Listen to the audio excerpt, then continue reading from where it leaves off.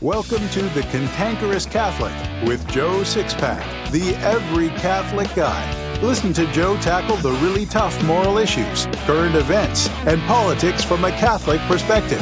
Now here's Joe Sixpack, the every Catholic guy.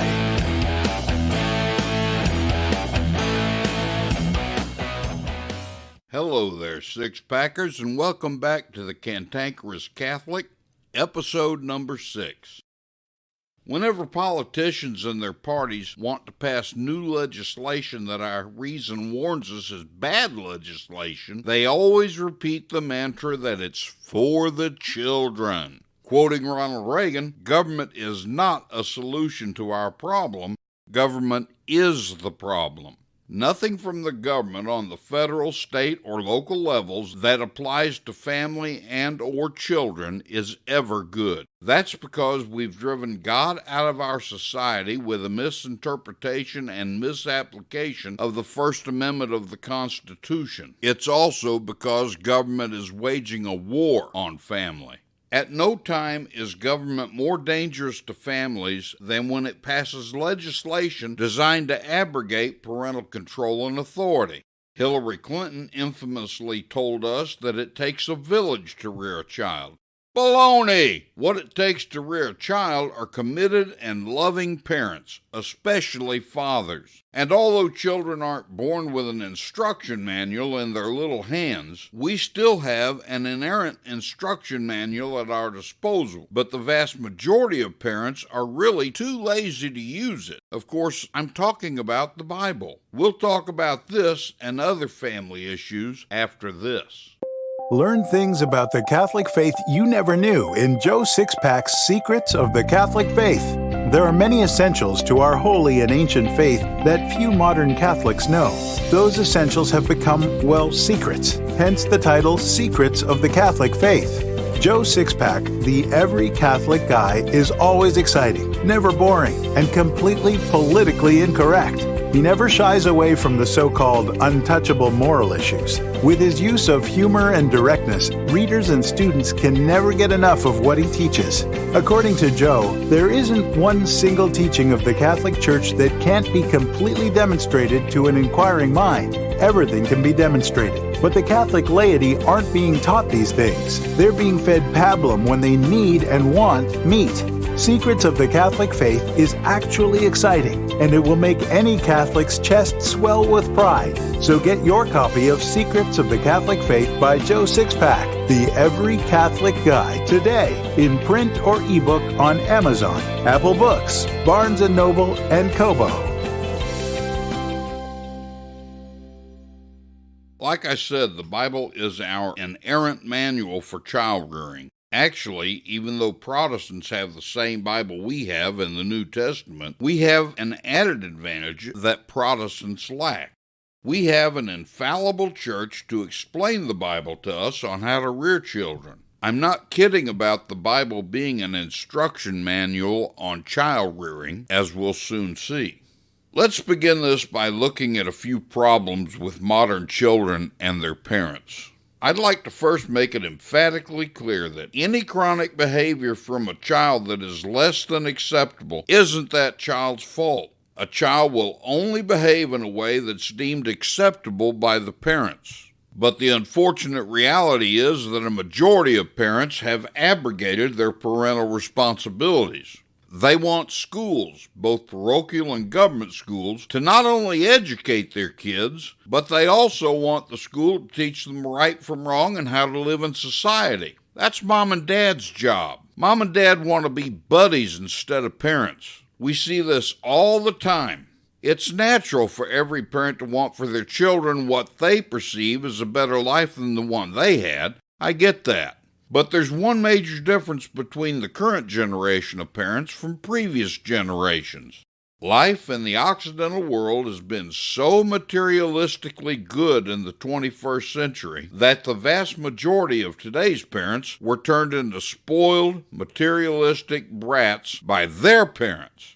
And they're people who have no earthly idea what self-sacrifice, pain, suffering, remember, no pain, no gain, the common good, planning, and saving for the future are all about.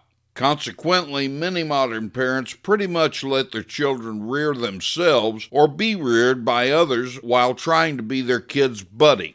This is a recipe for disaster. The generation that reared my generation had lived through at least a significant part of the Great Depression and World War II, so they understood what it meant to do without and serve the common good. They weren't a me generation, they were a we generation.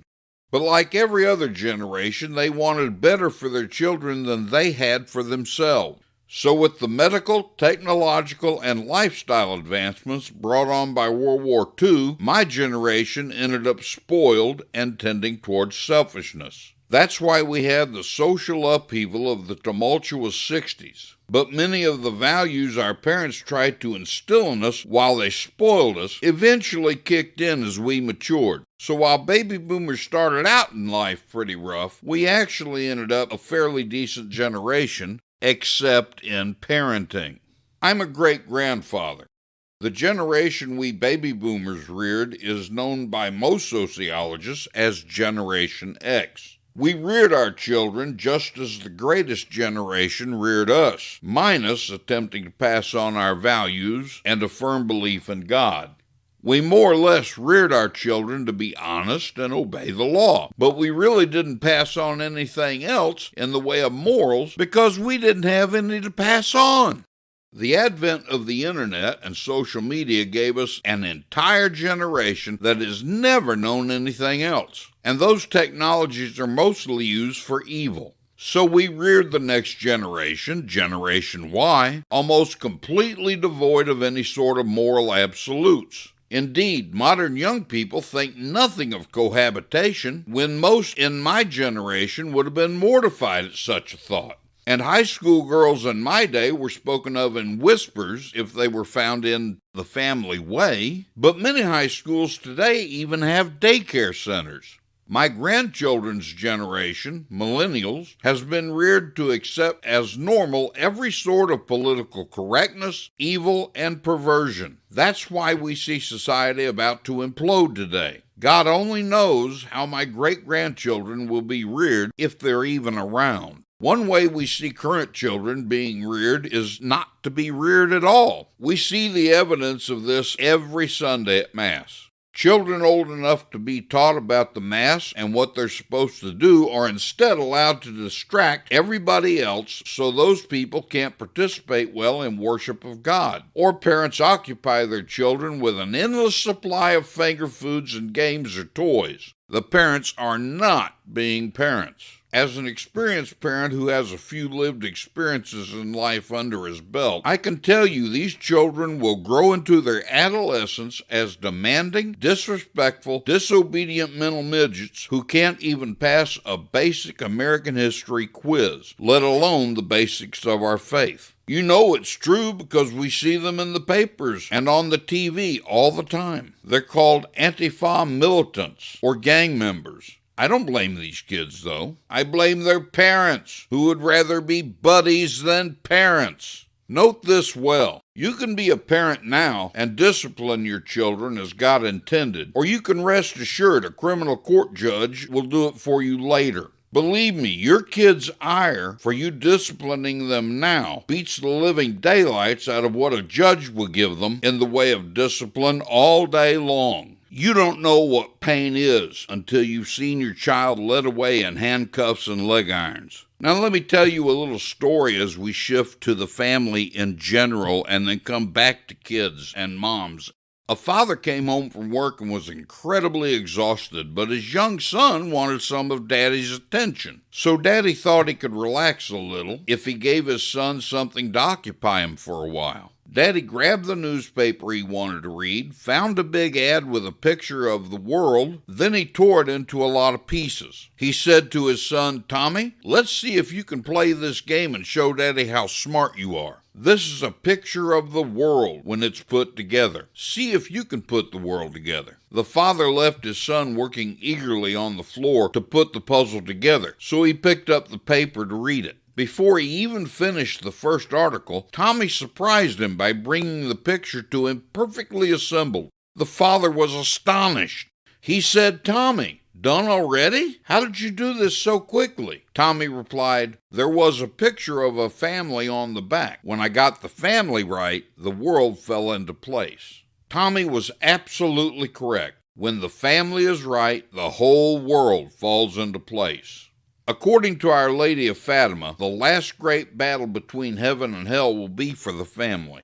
We're in the midst of that battle right now, and it's one that began with World War II, which Our Lady of Fatima also warned us about. There's no such thing as the perfect family, unless you hail from the Holy Family, I suppose. Every family is dysfunctional. That dysfunction is a consequence of the effects of original sin in the lives of individual family members. The more we give ourselves over to the effects of original sin, you know what I mean, avoiding obedience to God's laws and self-discipline, that sort of thing, the more dysfunctional the family. That's just the natural order of human nature. Prior to World War II, Dad was the breadwinner, holding 2 jobs, if necessary, while Mom cared for her husband, children, and home, which, incidentally, is the most exalted vocation anyone can have. And both of them were very generous with God by bringing as many children into the world as He would deign to send them. The children earned whatever money they had, rather than having allowances simply given to them. They'd also help their parents around the house, making their physical work contributions to the family. And they didn't hold out greedy little hands for doing work that was part of their family responsibilities. They were rightly taught not to expect it. I'll digress here to mention that I actually learned about allowances and a child's role in the family when I was still in grade school. Every kid in my neighborhood got an allowance except me. I asked my father several times if I could have an allowance, but he said no, without exception. One day I'd worked up the nerve to ask him why I couldn't have an allowance like all of my friends. He said, son, does anyone pay your mother for cooking her meals, cleaning the house, or doing laundry? I shook my head, so he continued. Does anyone pay me for keeping the house and cars in good repair? I said, no, sir.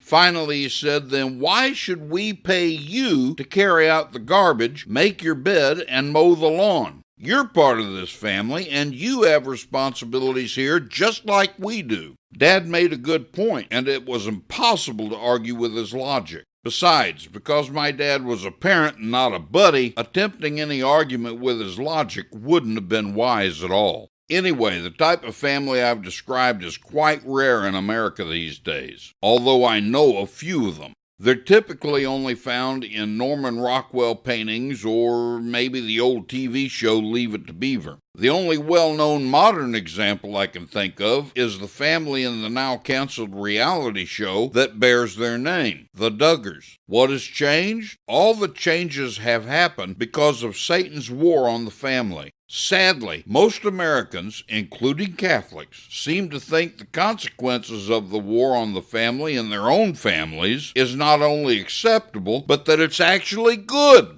In order to demonstrate this fallacy of modern goodness, let's start with the husband-father. It's time for men to reclaim their rightful God-given role in the family. Some of their God-given roles, including rights and responsibilities, have been abrogated by the men themselves. Others have been made passé by a godless culture and society, particularly radical feminism and the big government nanny state that believes it can run a family better than families can. The effects of original sin, a morally bankrupt culture and society, identity politics, and destructive ideologies that can't be squared with Catholic moral teaching have all turned modern men into absolute wimps. I'm speaking generally, of course. Certainly not all men are this way, but this is demonstrated throughout our society at large. Want evidence? As I was growing up and coming of age, men were certainly not ideally fulfilling their roles as husbands and fathers, but they were much closer to what they were supposed to be than they are today. When was the last time you saw a man hold a door for a woman? Men, when was the last time you actually did that? When men held women in high esteem, as it should be, it was almost considered a social sin if a man didn't hold a door for a lady, and men who saw other men failing to do so were held in contempt. It's all about venerating womanhood. Have you ever wondered why original sin is often referred to as Adam's sin, when it was Eve who disobeyed God first? Following conventional wisdom and the feminist ideology we're all compelled to accept as dogma, original sin should rightly be called Eve's sin, but it's called Adam's sin. Why? Because, like it or not, ladies, man was created first. The woman was created from the man, as we see in Genesis 2, verses 7 and 23. This means the man is the leader, the head of the family, and he's charged with being responsible for his family, thus the first sin being Adam's rather than Eve's. Paul says in Ephesians 5:22 through 24, "Wives, be subject to your husbands as to the Lord. For the husband is the head of the wife, as the church is subject to Christ, so that wives be subject in everything to their husbands." Like many Catholic truths, this one isn't taught much anymore, and feminists hate it, but it's still a Catholic truth that has been taught for 2,000 years. Before anyone gets all out of joint about this, let's place the proper emphasis on it. What Paul wrote doesn't mean the husband is a tyrant who lords over his wife. Paul also says in Ephesians 5, "Husbands, love your wives, as Christ loved the church and gave himself up for her. He who loves his wife loves himself. For no man ever hates his own flesh, but nourishes it and cherishes it." What all this means is that the man is the natural head of the family, and the wife is to be subject to his leadership in all that's not sinful. The onus here is on the man, though, not the woman. A husband has the responsibility to always put his wife's needs over his own, which is the most basic principle of leadership in the first place. What are her most basic needs? Well, to be loved, provided for, and treated with tenderness, respect, and loyalty. A man who's been married 50 years should treat his wife with the romantic tenderness he had for her when they were newlyweds, because they're one flesh, not two. This is sometimes difficult to do when disagreements arise, but it's certainly doable. That's why Paul said that marriage is a great mystery in Ephesians. We modern men are lazy and selfish. Period. A man's role in the family is to be the spiritual and temporal leader. We're to put our wives and children before everything else except God. Do we have a right to get the toys we want from the fruits of our labor? Sure we do, after absolutely everything else for our family is taken care of. You might say, "But I do that, Joe. I'm not selfish." Really? Part of your family's needs is in the spiritual realm. Have you been helping your wife to become a saint? After all, that's one of the primary responsibilities we have as Catholic men, because growth in mutual holiness is one of the purposes of matrimony. Do your kids know the faith as well as they should? Sending them to religious classes at the parish isn't enough. According to the church, parents are the primary teachers, and I assure you what they get at the parish isn't complete.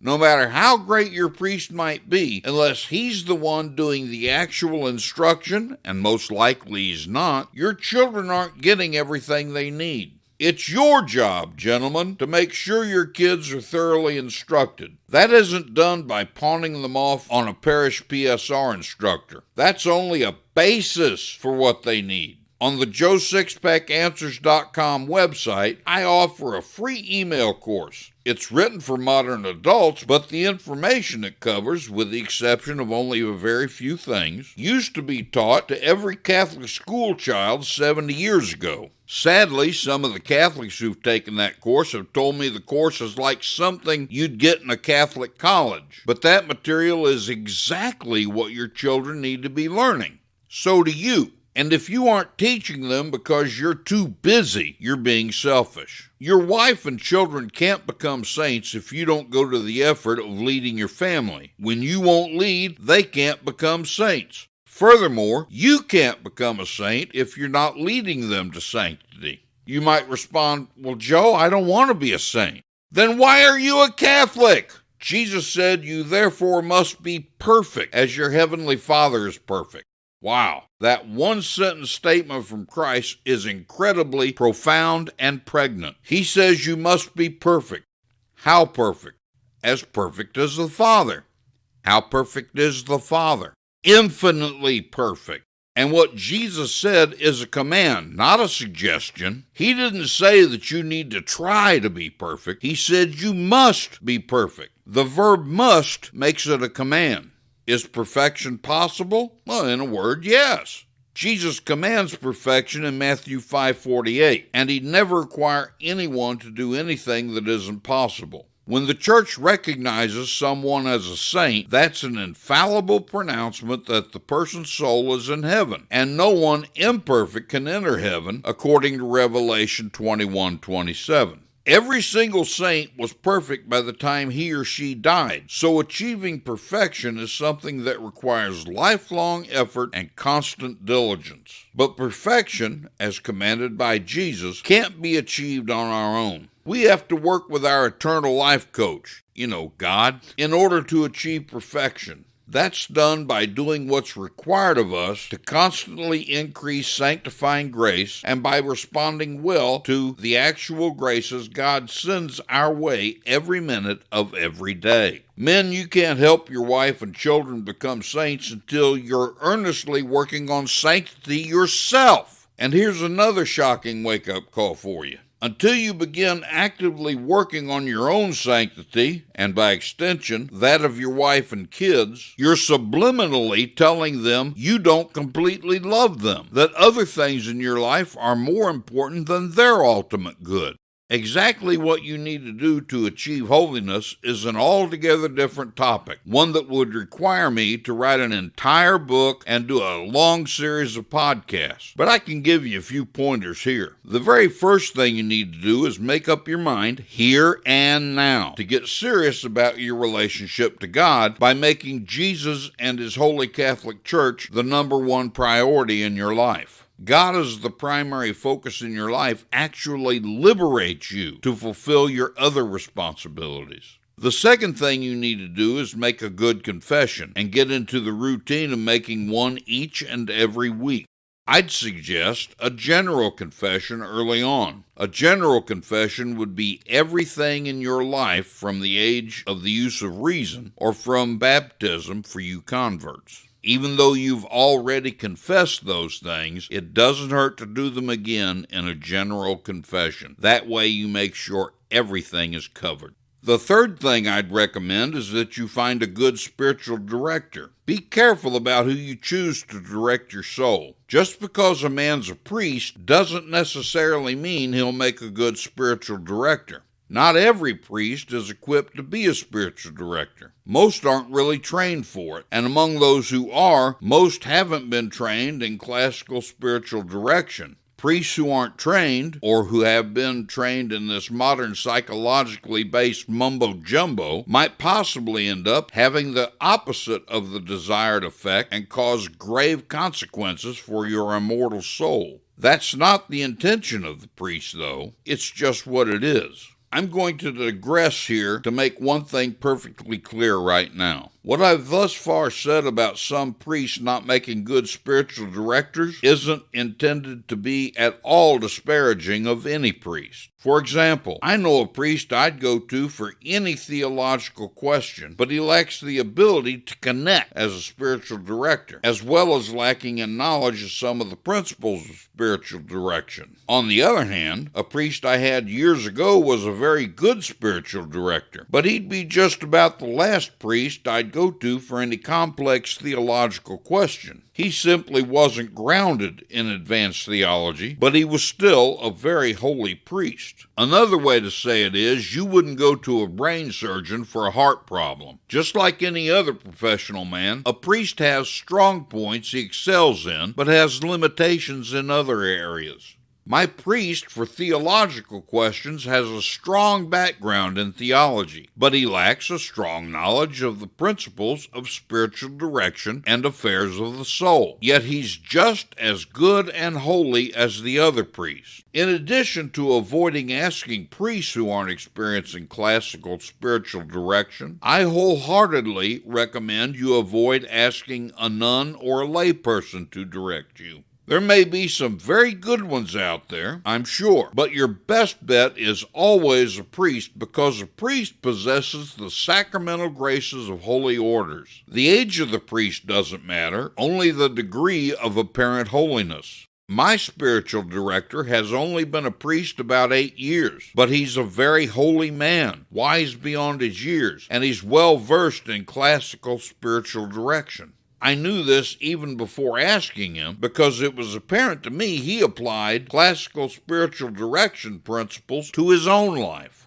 And under no circumstances let anyone get away with telling you the old ways of spiritual direction don't work anymore, that mankind and the church have advanced beyond those archaic ways. Baloney! Times may change, but man is the very same as he was when our first parents brought original sin into the world. When classical spirituality and direction were at a peak, hundreds, maybe even thousands, of saints came flowing out of the heart of the church. How many saints do you see being made today? If classical spirituality was good enough for the likes of St. Teresa of Avila, St. Anthony of Padua, St. John Bosco, and innumerable others, it should certainly be good enough for you. The classical principles of spiritual direction are proven to work, whereas the new ways aren't. I suppose this is an example of moving forward by going backward. In other words, this is a situation where the old ways work better than the new. It's just another case of if it ain't broke, don't fix it. A vital part of getting serious with God is forming a right conscience. In an era where upwards of 90% of Catholics daily offend God with the mortal sin of contraception and never, or almost never, bother to enter the confessional, I'd say we have a conscience formation problem. We have to work on the formation of our consciences. I've said it before and I'll say it again. Be a man! It's time to renounce artificial contraception, pornography, carelessly offending God, being selfish with Him, and being selfish with our families by not putting their spiritual welfare first. Be a man! Only selfish and lazy men practice artificial contraception. The official church has never been hesitant to say this is a sin worthy of eternal condemnation. Be a man! Forget about your toys for a moment. You say you can't afford more kids, and that's why you practice contraception? That simply isn't true 9 out of 10 times. You spend a lot of money that doesn't need to be spent. And even if money is a problem, contraception is the wrong solution. Try learning natural family planning, also called NFP. NFP actually forces you to learn a little bit about self-control as well, which is good for your soul on so many levels. Be a man! Nearly 7 out of 10 Catholic men regularly view pornography, despite God's prohibition in the 7th and 10th commandments. Gentlemen, viewing pornography places your soul in eternal jeopardy, and it proves the need for you to learn and practice self-control. Be a man! Speaking of the commandments on sexual purity, take your rightful role of leadership in your family. You can and must forbid your wives and daughters from wearing suggestive clothing. Every Sunday, the local parish is filled with women wearing short skirts and dresses with necklines that show entirely too much cleavage. If they dress that way for Mass, how on earth do they dress the rest of the time? By allowing the women of your families to dress that way, endangers both their souls and yours. Furthermore, by not demanding a regulation of suggestive clothing, you aid other men in objectifying your wives and daughters as objects of sexual desire. I don't know about you, but I certainly wouldn't want other men having sexual thoughts about my wife or daughter. Be a man! Quit trying to be a buddy to your children and start being a parent. As I've said before, if you don't begin to discipline your children now, a criminal court judge will do it when it's too late. Be a man! The average American family has $15,000 in credit card debt. Get your family spending under control. Cut up your cards. If you can't afford to pay cash, it's something you really don't need anyway. Not only will this help you master self-discipline, but you're violating the 7th commandment by contracting debts beyond your means. Oh, the credit card companies will tell you that you're not living beyond your means, and they're only too happy to loan you more money at an exorbitant rate of interest. But to deny that you're living beyond your means isn't living in reality. If you have debt beyond a mortgage and you're not able to save a substantial part of your income, you are living beyond your means. Be a man! It's time to be the man, husband, and father God intended you to be. The church still teaches that the man is the head of the family, and she always will teach that, because God himself gave us that teaching. And since God can't change, his laws can't change. Therefore, you must assume your rightful role. I'd suggest you read the document Into the Breach by Bishop Olmsted of Phoenix. I'll include a link to it in the show notes. Be a man, because comfort and conviction don't live on the same block. Joe Sixpack, the Every Catholic Guy, is a welcome visitor to parishes across the United States every Sunday through his What We Believe, Why We Believe It bulletin inserts. Using humor, immutable truth, and ignoring political correctness, Joe Sixpack helps the average Catholic in the pew better know and understand our holy and ancient faith in a way that is refreshing, awe-inspiring, and makes readers chest-pounding proud to be Catholic. And readers love it. Now you can enjoy Joe's work by getting the best of What We Believe, Why We Believe It book series. In fact, get 2 copies of each book, one for yourself and one for your pastor. Then your priest can decide if he wants to help your fellow parishioners by subscribing to the What We Believe, Why We Believe It bulletin inserts.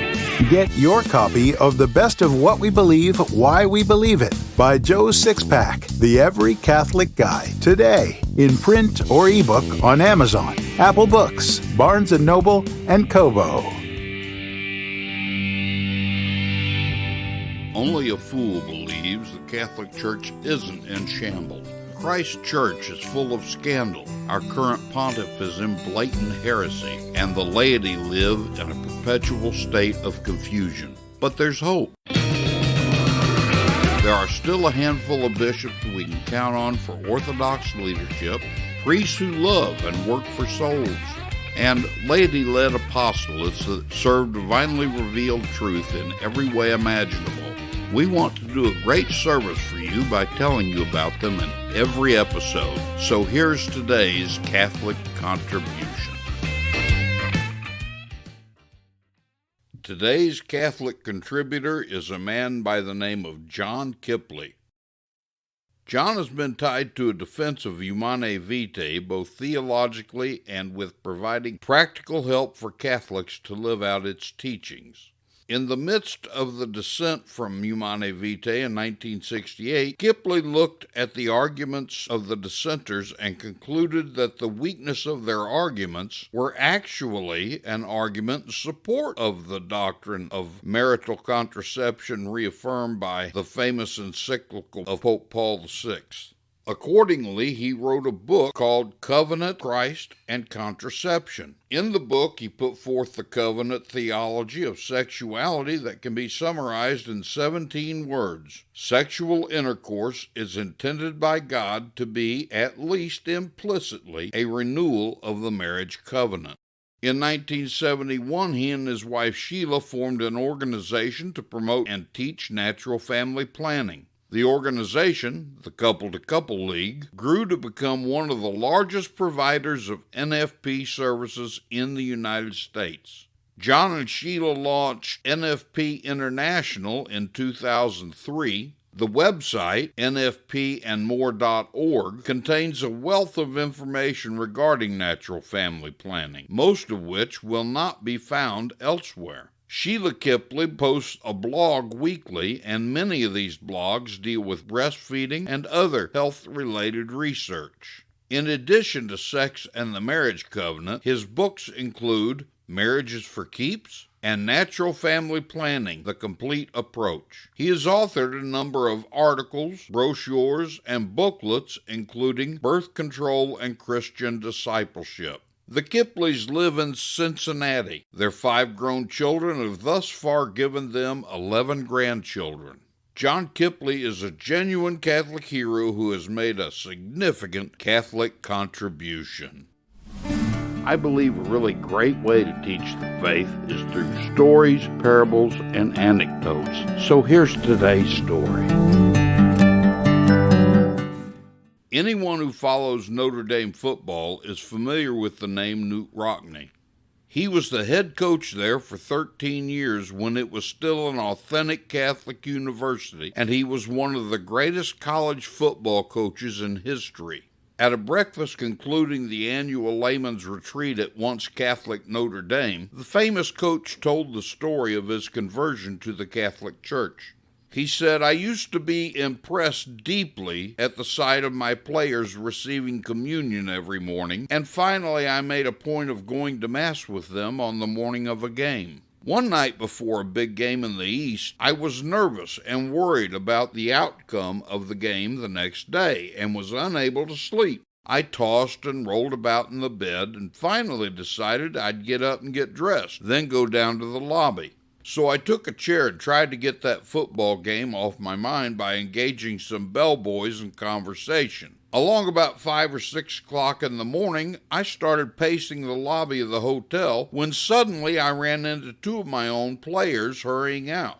I asked them where they were going at such an hour, although I had a good idea. Then I retired to a chair in the corner of the lobby where I couldn't be seen, but where I could see everyone who went in or out the door in pairs and groups. And finally, when they were all about gone, I got near the door so I could question the next player who came along. In a minute or 2, the last of the squad hurried out of an elevator and made for the door. I stopped them and asked them if they too were going to Mass, and they replied they were. I decided to go along with them. Although they probably didn't realize it, these youngsters were making a powerful impression on me with their piety and devotion. And when I saw all of them walking up to the communion rail to receive and realized the several hours of sleep they had sacrificed in order to do this, I understood for the first time what a powerful ally their religion was. I began to see the light to know what was missing in my life. Later on, I had the great pleasure of being able to join my boys at the communion rail. On First Communion Day at Notre Dame, several small boys knelt in the front seats of the chapel. At communion time, they left their seats. 2 by 2, they walked up the aisle to the altar rail. Each boy, except the last, had a partner. A man left his seat and walked with the boy. It was the boy's father. Just before the priest placed Jesus on Junior's tongue, the little boy turned to his father. "Daddy, please," he begged, "go back to your seat. You can't receive Holy Communion. You're not a Catholic." The priest heard the little boy. "Don't worry, Junior," said the priest kindly. "It's all right. I baptized your daddy last night." The man was Knute Rockne. In 1931, Rockne was killed in a plane crash. They found him with a rosary in his hand. The good example of his football players were actual graces for Rockne. That is what he meant when he said, "I began to see the light." The graces also strengthened him to imitate their devotion. Are you an example to others? All of us have our own Rockne out there. I know, because it's happened to me before. If you really care about the souls of others, try always to be an example in your daily life. I'll see you next time, Sixpackers. And remember, comfort and conviction don't live on the same block. This has been The Cantankerous Catholic with Joe Sixpack, the Every Catholic Guy. Thanks for subscribing, and be sure to visit cantankerouscatholic.com to get your free copy of Joe's popular book, The Best of What We Believe, Why We Believe It.